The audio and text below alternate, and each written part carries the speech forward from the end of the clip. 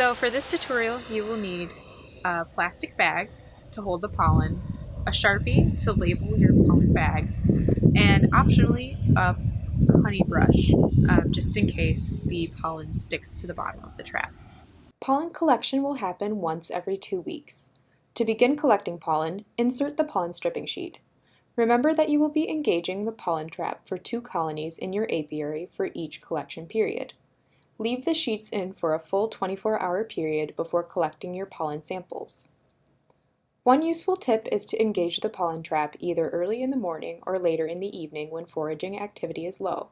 This way, you are less likely to interrupt the path of foragers at the entrance.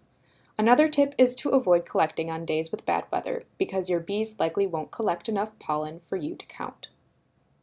When you come back the next day, you will first want to remove the pollen stripping sheet.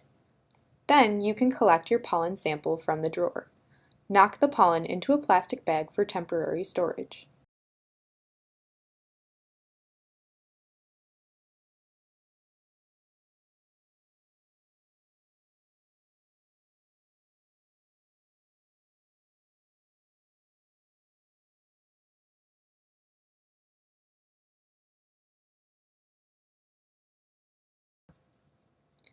Finally, label the bag with the hive name, the date, and the weather.